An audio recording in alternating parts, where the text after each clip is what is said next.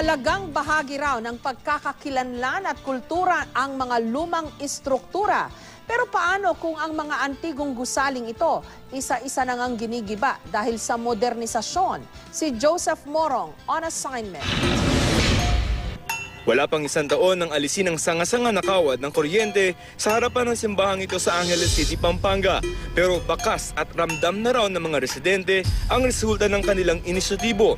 Kailangan naming maipakita talaga yung original look nung ating pinakamamahal na na simbahan.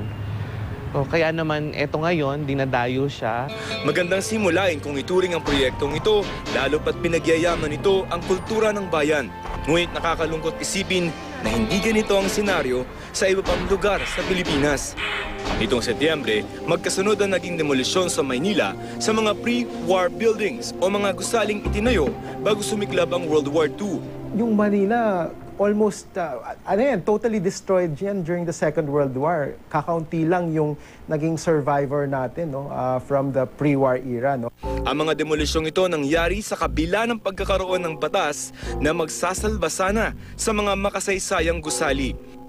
Ang Republic Act 10066 o National Cultural Heritage Act of 2009.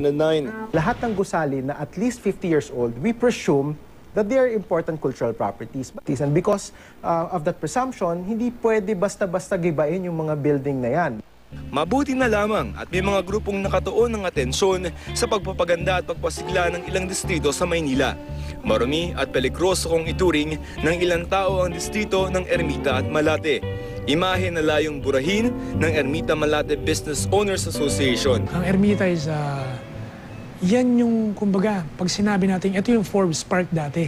Ito talaga yung puntahan ng mga may kaya. But then, lumipas ang panahon, medyo napabayaan, take it for granted. Sa pamamagitan ng mga clean-up drive at koordinasyon sa lokal na pamahalaan, pilit nilang binubuhay ang dating diwa at kagandahan ng distrito. Masidhiring kinakampanya ng Escolta Commercial Association ang pababalik sigla sa dating business district ng Maynila sa pamamagitan ng Weekend Bazaar as social media campaign. We would like it adaptively used for all kinds of future activities. Hindi lang yung activity ngayon, kundi yung mga sa next succeeding generations. Pangunahing bentahe ng kalye ang disenyo ng mga gusali nitong Art Deco na tanda ng arkitektura noong 1920s. May mga nagsasabing ang nakaraan hindi na dapat binabalikan, pero ang ating kasaysayan, parte na ng ating pagkakakilanlan. Our heritage buildings are manifestations of our culture. Heritage is not an expense. Heritage is an investment.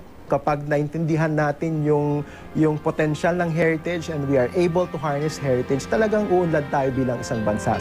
Joseph Morong, GMA News.